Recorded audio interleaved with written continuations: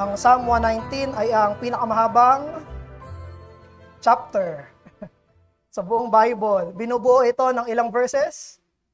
176 verses. Ito ay isang alphabetic acrostic poem. Okay, sana kabisado nyo na yung intro na to. At nahati to sa ilang passages, ilang sections. 22. Dahil yung 22 alphabets ng Hebrew letters. At bawat section ng Psalm 119 ay nagsisimula sa isang letter ng Hebrew alphabet at ito'y binubuo ng 8 verses. So 8 22. 8 na 22 na mga verses.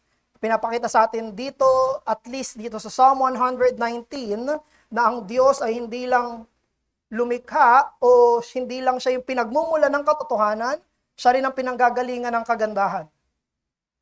At yung salita niya ay katotohanan at kagandahan. Isa itong totoong salita at isa itong salita na punong-puno ng kagandahan. At ang tema ng Psalm 119 ay nakafocus sa debosyon sa salita ng Panginoon. How we treat the Bible is how we treat God. Kaya yung center ng Psalm 119 ay ang salita ng Diyos, hindi niya hinihiwalay yung Diyos sa salita niya. Sabi nga ni Warren Wiersbe sa kanyang commentary, the basic theme of Psalm 119 is the practical use of the Word of God in the life of the believer. So nandito na tayo sa ikapitong letter ng Hebrew alphabet. Okay, review tayo. Ano yung anim na una? Ano yung unang letter sa Hebrew? Aleph, next. Beth, next. Gimel, next. Daleth, next. He. Yung last Sunday. Wow or vow. Okay. Nice. Anim na. Okay. At ngayon naman, nandito na tayo sa ikapito. Yung Zayin. Okay? So, Aleph, Beth, Gimel, Daleth, He, vow or wow. Tapos nandito tayo sa seventh. Ito ay Zayin. Yung passage natin mula sa 49 hanggang verse 56 ay nagsasuggest ng struggle, conflict, at endurance. Kapag tinignan natin yung buong passage natin, ito ay binubuo ng iba't ibang uri ng mga paghihirap. Merong affliction, merong derision, merong wickedness. Iba't ibang uri ng suffering yung binubuo ng Psalm 119. And it is always oriented doon sa salita ng Panginoon. Yung salita ng Panginoon, yung sinasamahan niya, sinasandalan niya dito sa usapin ng pagdurusa. Yung salita ng Diyos ang inaasahan niya na magiging source ng kanyang endurance, tagapagtanggol niya dito sa suffering na ito, comfort niya at buhay niya sa isang buhay na merong pagdurusa. Kaya itong Psalm 119, verses 49 until 56, points us na ang suffering ay dapat katagpuin ng scriptures. That in our suffering, it must be met by scriptures. That the life of the Christian, even when suffering, revolves around the Holy Scriptures. May iba't ibang klase ng mga pagdurusa, hindi lang isa. Iba-iba yan. Samot-sari yung pagdurusa at nararanasan yan ng mga mananampalataya. Pero dahil ang Biblia, ang buhay ng isang Kristiyano, maging sa kanyang suffering, yung Biblia pa rin ang kanyang takbuhan. Hindi siya nagsasuffer, Biblia. Nagsasuffer siya, Biblia pa rin. Yun pa rin ang kanyang kanlungan, pag-asa, at kanyang comfort. Now, titignan natin dito yung 4 na karanasan ng psalmist habang siya ay nagsasuffer. No? Kaya meron tayo dyan sa mga outline nyo, 4. Sana as we go through, hindi parami ng parami, no? So, 2 points, naging 3 points, 4 points naman. Pero sana. Pero ito kasi yung nakita ko dito sa passage natin sa Zayin. Ito yung mga naranasan ng psalmist as he suffer and as he meet those suffering using the Holy Scripture. So una, suffering proper when my affliction comes. Number 2, when the proud deride. Suffering din yan. Pangalawang suffering yon. Kapag siya ay tinututya. Pangatlo, when the wicked disobeys. Kapag may mga hindi sumusunod sa salita ng Diyos, suffering yan ng believer. At pang-apat, when my house sings. Ano yung ginagawa niya sa kanyang mga affliction? So, tignan natin yung apat na yon. Una, when my affliction comes. Sinabi sa verse 50, iyan, sinabi doon, this is my comfort in my affliction, that your promise gives me life. Yung promise na yun, word of God yun. Diba? Salita ng pangako. So sinabi niya dito na yung comfort niya sa kanyang affliction, personal, ay yung salita ng Diyos na nagbibigay sa kanya ng buhay. Ang ibig sabihin ng affliction, siya ay nape-press down, siya ay na-humble, he is brought low, meron itong diwa ng pagiging misery, hardship, trouble, at distress. Pag sinabi natin affliction, ito ay mabigat, ito ay tinitiis, at ito ay nararamdaman. Yung affliction. Tapos, nung na-afflict yung psalmist na yon, sinabi niya dito sa verse 50, na ang nagbibigay sa kanya ng buhay ay walang iba kung hindi yung mga pangako sa salita ng Diyos. Inulit niya ulit yan sa verse 52. When I think of your rules of old, yung mga lumang-lumang salita mo, O Diyos, yung mga dating-dati pang mga salita mo, O Diyos, anong sinabi niya? I take comfort. Nako-comfort ako kapag naririnig ko, naaalala ko, iniisip ko, yung mga salita mo na dating-dati pa. Ang kasulatan ang nagbibigay ng buhay. Nagbibigay ng salita ng buhay sa panahon ng mga pagdurusa. Totoo yung paghihirap, totoo yung pagdurusa, at yung kinatatagpo ng salmista na nakikita niya sa kasulatan ay yung comfort nito. Na nandoon na nakasulat dito. He meets his suffering with the comforts of the Holy Scriptures. Ang comfort ng isang mananampalataya ay hindi matatagpuan kahit saan dito sa mundong ito. Ito'y matatagpuan lamang sa salita ng Panginoon. We can be comforted by the words of men. We can be comforted by some things in life. Pero hindi, kahit alin doon, hindi yun maiko-compare sa comfort na mabibigay ng Bible. Hindi lahat yun kumbaga, pag may salita ng tao, nako-comfort tayo, salamat sa Panginoon. Pero hindi yun kapantay ng salita ng Diyos. Mas mataas ang salita ng Diyos. Yung salita ng tao hindi inspired. Mas mataas ang salita ng Diyos. Yung salita ng Diyos ang magbibigay sa atin ng kaaliwan na hindi kayang ibigay o walang pwedeng pumantay na kahit alin dito sa mundong ito. The inspired book of God gives life to the suffering soul which no other words or no other books or no other people can bring. Experience ni Job sa Job 23 verse 12. Naalala niyo si Job, nawala sa kanya yung lahat. Tapos sabi ni Job sa verse 12 ng chapter 23, sabi niya, I have not departed from the commandments of his lips. Diyos yun. I have treasured the words of his mouth more than my portion of food. Sa kanyang paghihirap ni Job, ang nagsusustina sa kanya habang lahat ay wala na, ay walang iba kung hindi yung salitang sinasalita ng Panginoon. Hindi natin alam kung ano yung suffering ng psalmist. Hindi natin sure kung sino yung author nito. Si David ba? Si Nehemiah ba? Si Ezra ba? Si Daniel ba? We don't know. Surely, no? Hindi natin alam surely. Pero alam natin, yung affliction na sinasabi sa verse 50 ay hindi madali. Ito ay mahirap. At binababa siya nito, pinapakumbaba siya nito, at ito ay mabigat. At yung natatanging pag-asa niya lang at kinakapitan niya lang sa ganitong uri ng pagsubok ay yung mga naririnig niya na mga pangako ng salita ng Diyos. And ganun din tayo. Ganun din tayo bilang mga mananampalataya. When we suffer, when you suffer, ang hanapin mo ay yung kaaliwan na matatagpuan sa mga pangako ng kasulatan. Find comforts, holy comforts, from the pages and promises of the Holy Scriptures. Na kapag tayo ay nagdusa, yun ang hanapin mo. Saliksikin mo buklatin mo yung kasulatan at ipaalala mo sa iyong sarili na walang kahit anong salita o karanasan ang pwedeng pumantay sa kasulatan. Mabuti at malusog na ginagawa kung makakatagpo tayo mula sa kasulatan na mangungusap sa mga takot natin, na magsasalita sa mga kawalan natin, at magsasalita sa ating mga kahinaan. That's why when we suffer, we must go back to the scriptures. Let us not find it in any other thing. Go to the scriptures dahil doon mo lang matatagpuan yung pagpapala ng panloob na buhay.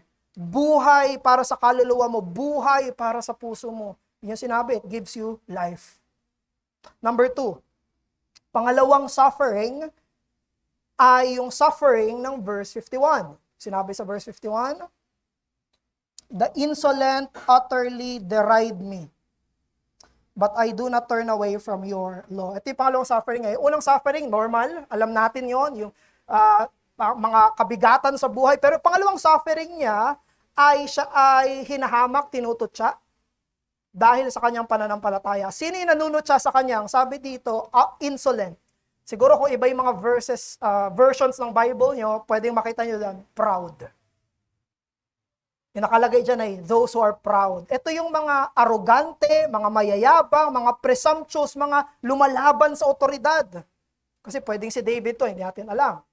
Pwedeng si Ezra to, na isang scribe. Pwedeng si Nehemiah to, na isang cupbearer. Merong mga lumalaban sa kanila, no? At minamak yung kanilang pananampalataya. Tapos yung minamak yung pananampalataya nila, dinescribe bilang utterly. Grabe yung pangahamak sa pananampalataya nila. Now, anong purpose? Bakit ginagawa ito ng mga insolent? Bakit minamak ng mga insolent yung psalmist? Anong purpose? Makikita natin dito, at least by implication, sinabi dito, sabi niya, minamak nila ako, dinederide nila ako, pero anong sabi niya? Hindi ako tumatalikod sa batas mo. So magagather natin doon ang isang purpose kung bakit nang mamak, etong mga to ay para tumalikod yung minamak nila. Para hindi na sila manatili doon sa kanilang pinaniniwalaan. Yung mga pamamahiya, yung mga pressure na yan, yung mga panunutya na yan, ang purpose niyan ay para alisin sa pagsunod sa Panginoon. Yung mga sumusunod sa Panginoon. Yun nandun sa salita ng Diyos. The proud mock believers to draw them away from God's word. Para paalisin sila doon sa salita ng Diyos. Kaya yung resolve ng psalmist, hindi ko gagawin yan. Kahit hamakin nyo ko ng hamakan, pagtawanan nyo ko ng pagtawanan, kahit i-deride nyo ako ng i-deride, hindi ko tatalikuran ang salita ng Diyos. Yun yung resolve niya. Kasi yun yung purpose ng mocking eh. No? Para kapag minak ka, mahihiya ka, hindi ka na maniniwala dun sa salita ng Diyos. No? Ayun yung pangalawang suffering ng psalmist. Unang suffering niya, mga normal problems, talagang kabigatan. Pangalawang problem niya, may mga lumalaban sa pananampalataya niya para hikayatin siya palayo sa pananampalataya ng salita. Kaya makikita natin dito na yung mga mockery, yung mga pagderide na ganito ay intentional. Hindi ito wala lang. Ito ay intentional at meron itong unholy purposes. No? Ang aim ng mockery ay pahinain yung conviction sa salita ng Diyos at magdulot ng kompromiso sa pananampalataya. At alam niyo, kung ikaw matagal ka ng Kristiyano, alam mo to, na mas sumusunod ka sa Panginoon, mas titindi yung pangahamak sa'yo. Kasi kung hindi naman kita yung pagsunod mo, hindi ka hahamakin. Pero mas sumusunod ka sa Panginoon, mas hahamakin ka. Mas pagtatawanan ka. Mas ide-deride ka. Masasabihin sa extreme naman kayo. Ganon. Yung magiging tugon ng mga mayayabang, yung insolent na nakalagay dito. Kaya yung pag-ridicule na yan, mga kapatid, yan ay isang test. Kapag tayo ay hinamak, yan ay isang pagsubok, pagsusulit. Ang mananampalataya ba ay makikinig o pahalagahan niya yung approval ng tao o ang katapatan sa Panginoon? What will I do?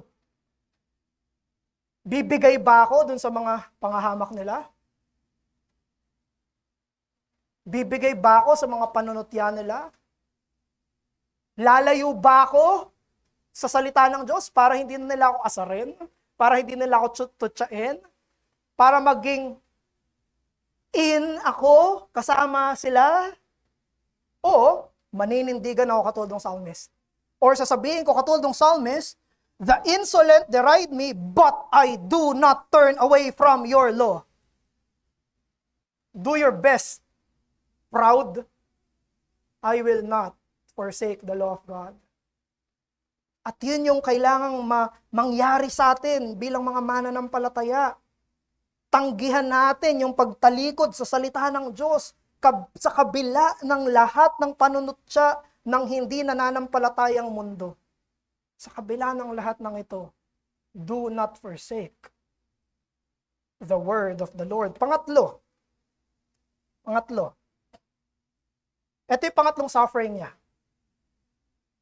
So, unang suffering, mga afflictions. Pangalawang suffering, siya ay tinututya. Pangatlong suffering niya ay nasa verse 53. Sabi dun sa verse 53, hot indignation seizes me because of the wicked who forsake your law. So, dito sa verse 53, nagalit naman yung psalmist. Actually, mayroong mga pinag-uusapan dito kung ito ay grief, halo-halong pakiramdam, grief, pity, and anger. Pero dito, hindi mo maaalis yung idea ng galit. Kasi nakalagay hot indignation eh. Sabi, mainit na indignation. Bakit ganito yung nararamdaman ng psalmist? Bakit niya nararamdaman ng psalmist ay hot indignation? Yung hot indignation na yon ay galit, init, fury, parang nagliliyab sa loob. Yun yung sense ng original word, na-agitate siya. Saan siya na-agitate? Anong sinabi ng psalmist? Saan? Because of the wicked. Dahil sa mga masasama. Nagagalit ako dahil sa mga masasama. Ano ba ginagawa ng masasama? Who forsake your law. Yung wicked dito ay sila ng mga hindi lang normal na makasalanan. Okay? Isa itong mga tumalikod o kaya yung mga talagang nasa kaibuturan ng kasamaan na nagva-violate, hindi pinapahalagahan, pwedeng perhaps sila rin yung nagmamak sa previous verses. Pero ang ginagawa nila ay nire-reject nila at bina-violate nila yung law of God. Sino ba yung the wicked dito? Again, di natin alam. For example, kung si Ezra to, yung sumulat, pwedeng, pag binasa natin yung Nehemiah at Ezra, pwedeng sila Sanballat at Tobiah. No? Naalala nyo yung binibuild nila yung wall sa Jerusalem, nire-rebuild nila. Merong mga against sa pagtayo ng pader ng Jerusalem. Talagang ino-oppose nila. Ito yung kalooban ng Diyos, ayaw nila yon. Ito yung kalooban ng Diyos, gusto nila hindi matupad yung kalooban ng Diyos. Yun yung mga wicked. Ayaw nilang mapangyari kung ano yung gusto ng Diyos. Nilalabanan nila kung ano yung gusto ng Panginoon. Kung si David naman, marami mga wicked sa kapaligiran ni David. No? Pero ito yung pinaka-sense nun. Yung psalmist, kung sino man siya ay merong hot indignation doon sa mga tumatalikod doon sa kautusan ng Panginoon. Now, I will ask you, brothers, anong nararamdaman mo kapag na-offend ang Panginoon?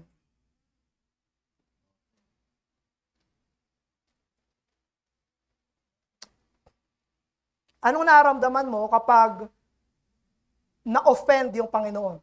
Kapag ino-offend yung Panginoon? Ano nararamdaman mo? Pag nilalabanan siya, tinatalikuran siya, walang pakialam sa kanya, what do you feel? Because here, we know what the psalmist feels. Pwedeng iba-iba yung nararamdaman natin, di ba? Pwedeng iba, pwede yan. Pero alam natin ano yung naramdaman ng word-centered psalmist. Nung Bible-centered psalmist. Anong naramdaman ng psalmist? He feels furious, terrified at the same time. No?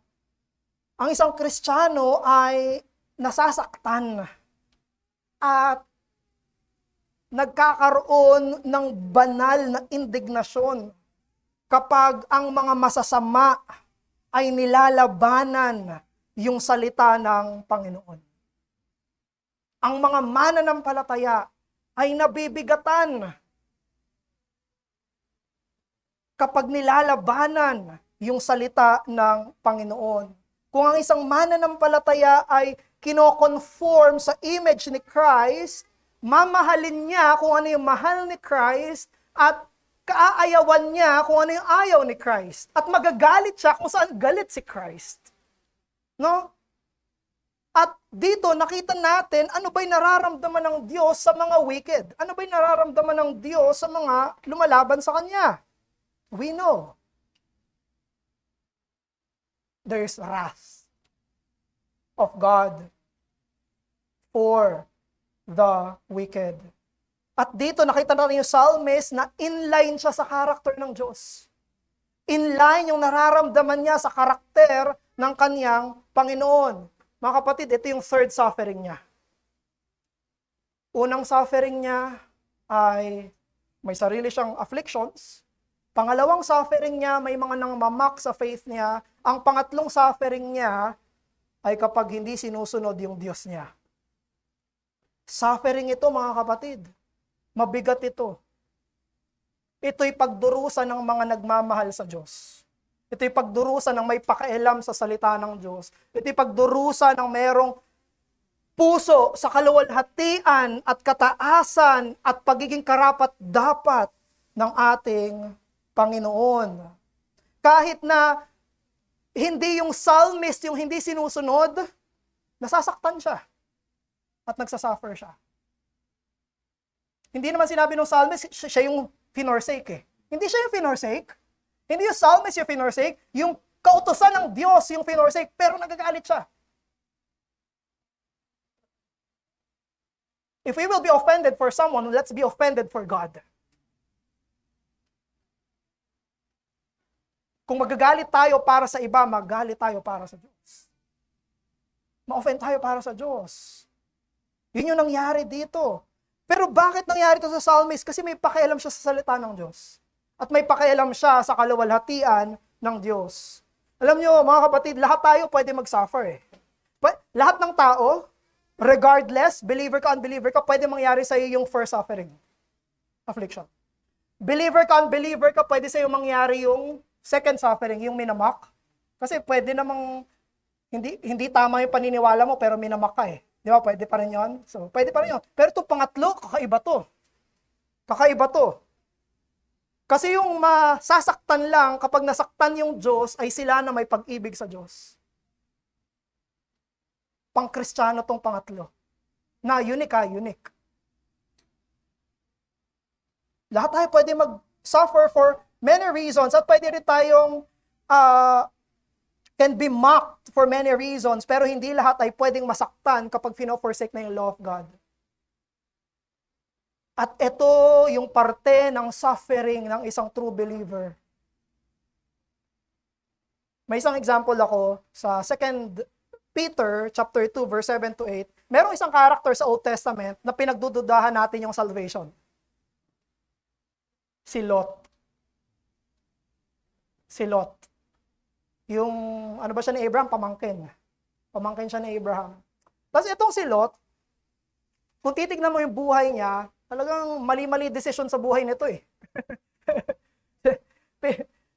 Nag-away yung mga slaves ni Lot sa ni Abraham. Sabi ni Abraham, sige, ikaw na mamili. Kung san ka, doon ako sa kabila.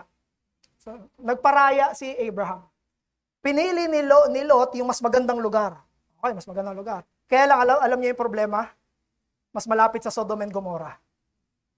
Pinili niya. Maganda, pero mas malapit sa Sodom and Gomorrah. Tapos later on, sa narrative ng Genesis, tuloy-tuloy, makikita natin si Lot, wala na siya sa labas ng Sodom and Gomorrah. Later, makikita natin na siya ay nasa loob na ng Sodom and Gomorrah. Tapos nung nandun na siya sa loob ng Sodom and Gomorrah, very bad choices, no? Nandun na siya sa loob ng Sodom and Gomorrah, binisita siya ng mga anghel. Ano ba nung sabi nito ni Lot? Huwag niyong gahasain yung mga bisita ko.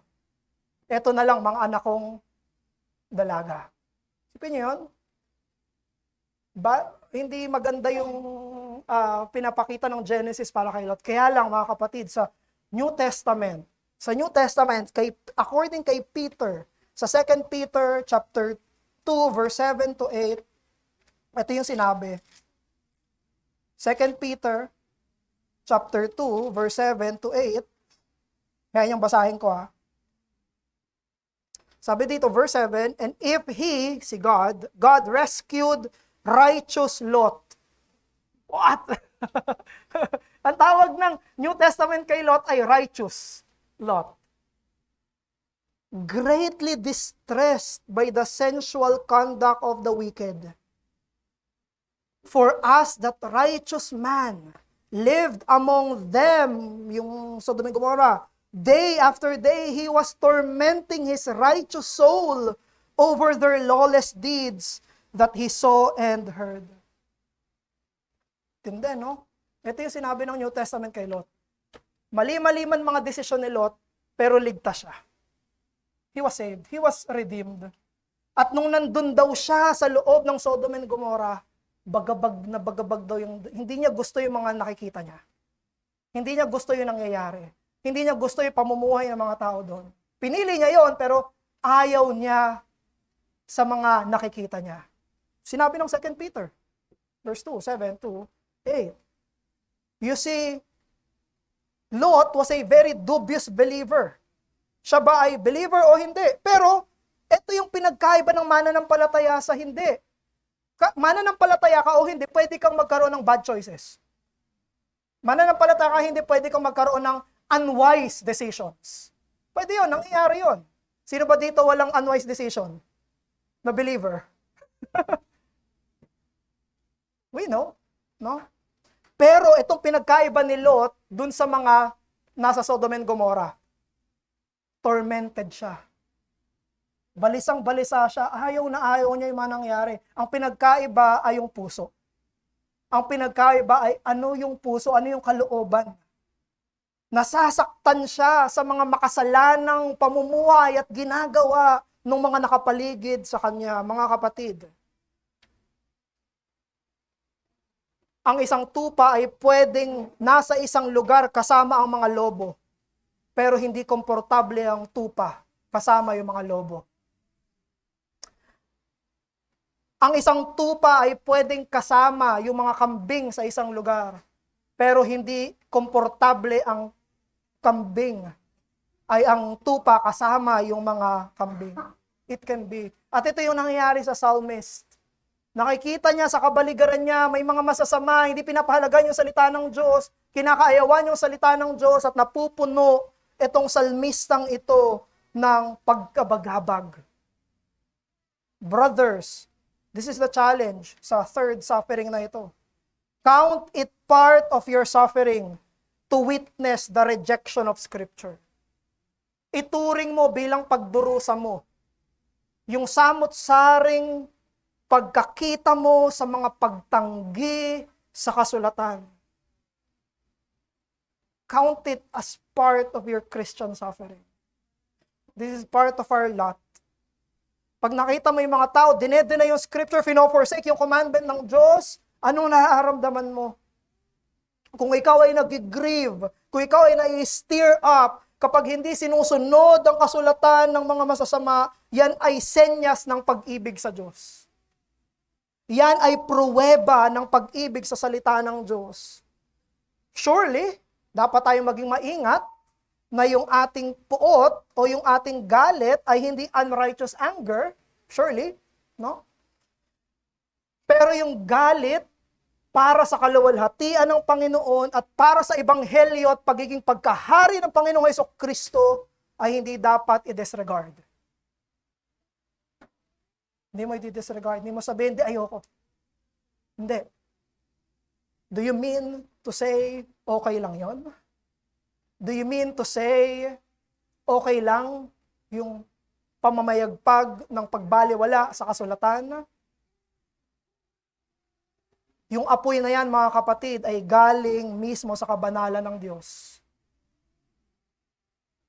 The more holy a person is, sabi ni Spurgeon, the more he hates the unholiness in him. But do not stop there. Kasi sinabi niya, even outside.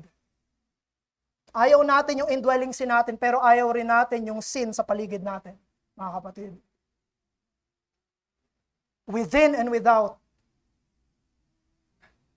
Hindi malusog para sa isang Kristiyano ang ipasawalang bahala o maging indifferent, unmoved, walang nararamdaman kapag maraming tao ang nagfo-forsake sa salita ni Hesukristo. That's not healthy. Hindi healthy yon. Healthy ba yon? Hindi pinagsusunod yung Panginoong Hesukristo, sa'yo okay lang yon? Healthy ba yon? Hindi okay lang. Okay lang yan. Normal lang yan. No, brothers, read verse 53. Hindi ba kabaliktarang katotohanan na punong-puno tayo ng kasiyahan kapag tayo ay nagtitipon, kapag tayo ay nakakakita ng mga sumusunod sa Panginoon?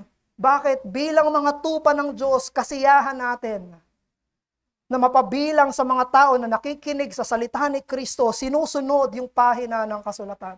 As we are grieved by disobedience, we are rejoicing. When it comes to obedience, sa Heth na yon, matutunghayan natin sa next Lord's Day, nakalagay yun sa nakalagay yun sa verse 63 later on. No, pero kabaliktaran. Pero it's the same. Count it part of your suffering to live among those who reject the word of God. Pang-apat. Now, okay. Yung salita ng Diyos ay nagbibigay ng comfort sa suffering psalmist. Nasi-stir up yung emotion, righteous anger sa mga deliberate, sa pagbaliwala sa kautusan ng Panginoon. Yes, yung psalmist ay nagkakaroon ng iba't ibang mga suffering, pero alam niyo yung ginawa ng psalmist, hindi niya hinayaan na yung iba't ibang suffering na yon ang mag-discourage sa kanya at mag-overwhelm sa kanya. Makikita natin dito sa verse 54 na yung panibagong lakas ay nanggagaling mula sa salita ng Diyos to the point na sinabi niya yung salita ng Diyos ay naging awitin niya na sa maikling buhay na to.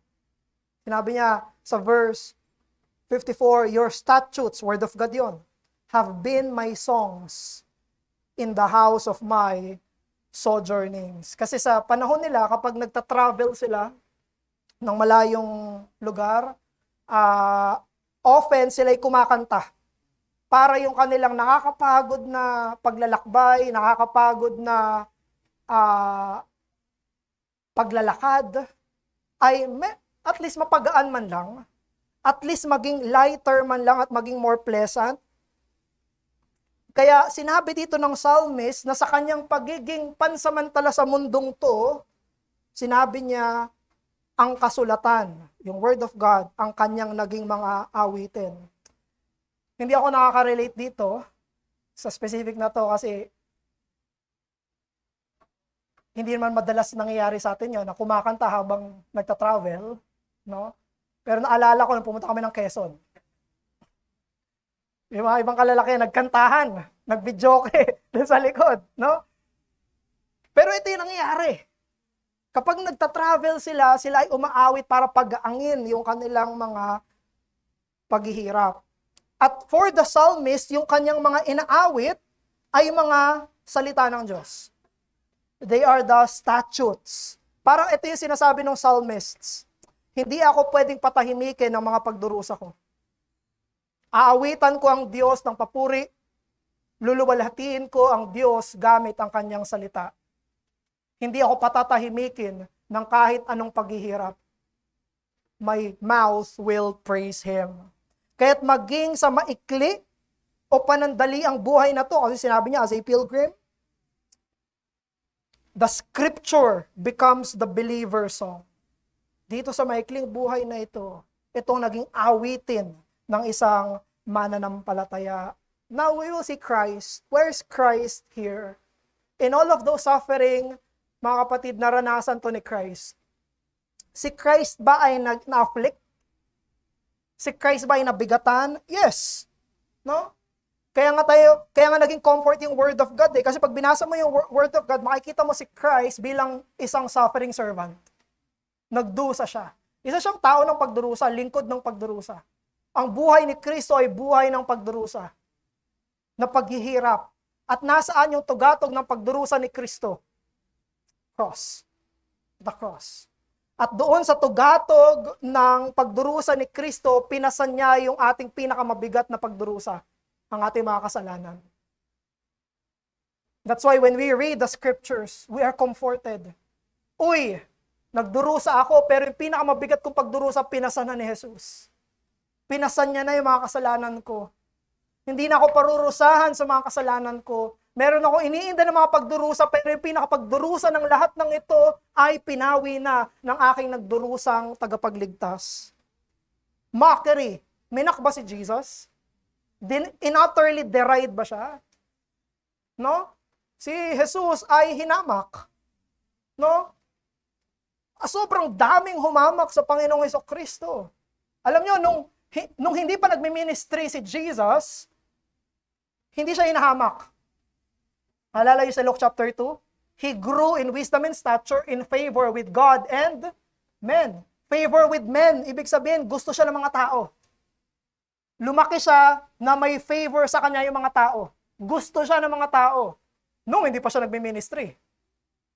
Pero nung nag-ministry na si Christ, binaptize na si Christ, pinakilala niya na yung sarili niya, nagturo na siya, nagbago na.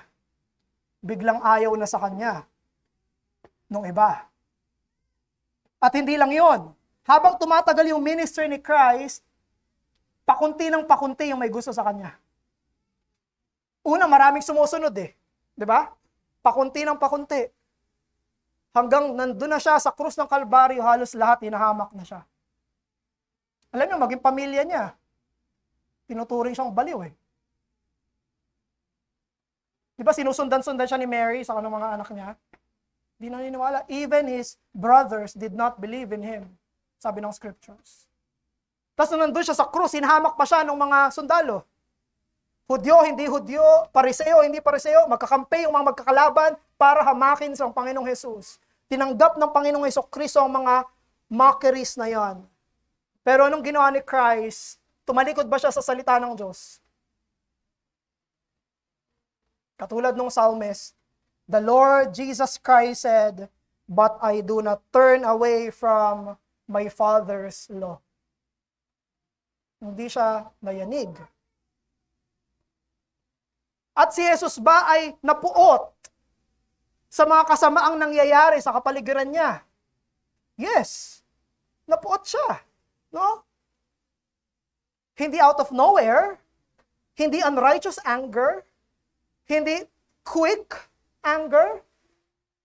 Pero pattern sa kanyang pagka-Diyos at pattern sa anger, holy anger ng Ama, slow to anger.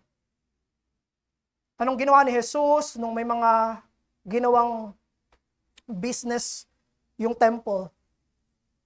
Ang ginawa ni Christ, kumuha siya ng whip. Kumuha siya ng mga tali. Anong ginawa niya? Pinaghahampas niya. Anong pinaggagawa niyo? Inaalipusta niyo yung tahanan ng Ama ko. This is my Father's house. Lugar ito ng panalangin. Pero binababoy ninyo. Napuno ang Panginoong Jesus ng banal na indignasyon sa mga tumatalikod sa salita ng Panginoon. Kung meron man na pinakaayaw sa kasalanan, si Christ yon. Kung meron man na pinakaayaw sa hindi pagtalima sa salita ng Diyos, yun ay ang Panginoong Hesukristo. Because Christ have the purest and most holy soul.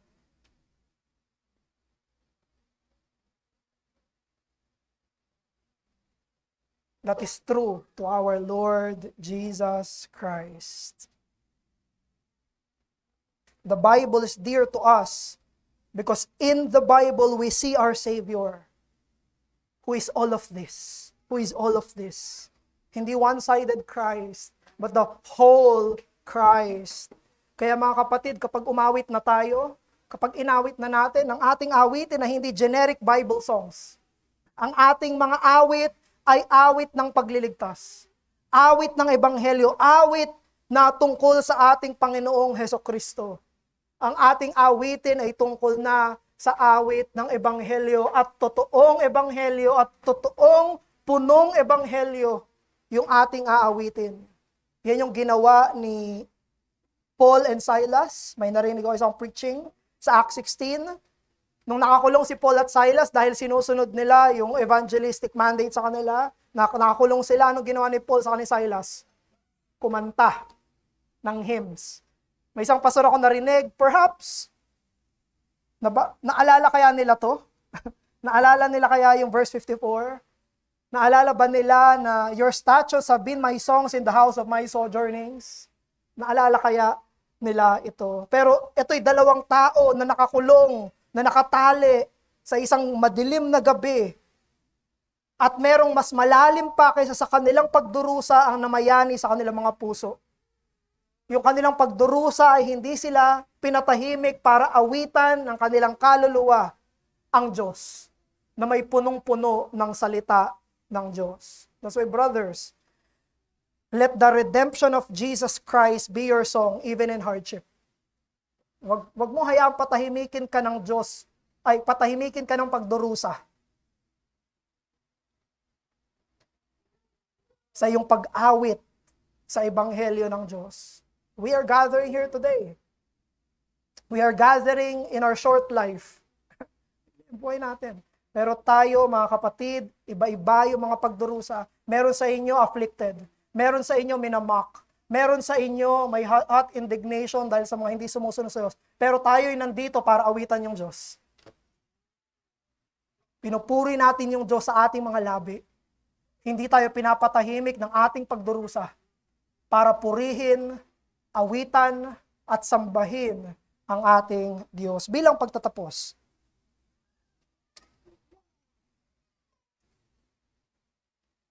tumitingin tayo at nakakaranas tayo ng iba't ibang mga pagdurusa, pero isa ang ibinigay sa atin ng Diyos na sagot, ang kanyang salita. Iba't ibang pagdurusa, isang salita. Kaya mga kapatid, kung naniniwala ka na sufficient ang Bible, kung naniniwala ka na sapat ang kasulatan, maging sa pagharap natin sa pagdurusa, dahil itong Biblia na ito ay may dibinong otoridad at may buhay na kapangyarihan, maniwala ka na ito ay sapat sa lahat ng kahinaan, sa lahat ng kabigatan, at sa lahat ng kadiliman na dadanasin ng ating mga kaluluwa. Do you believe that this is sufficient for life and faith? Naniniwala ka ba? Sapat ito. Sapat. The call to you is that when you suffer, tole lege. Take up and read. Manalangin tayo. Ama namin, maraming salamat po sa inyong banal na Psalm 119. Maraming salamat po, Diyos. Even in our sufferings, your word is enough. Your word is sufficient. Tulungan niyo po kami na maniwala dito at tulungan niyo kami na gawin namin ang tole lege. That we may take up and read. That we may find in the pages of the Holy Scriptures comfort and life and conviction and song. Maraming salamat po, Diyos. Hinihiling namin ito sa pangalan ng aming Panginoon at tagapagligtas, ang Panginoong Jesus. Amen.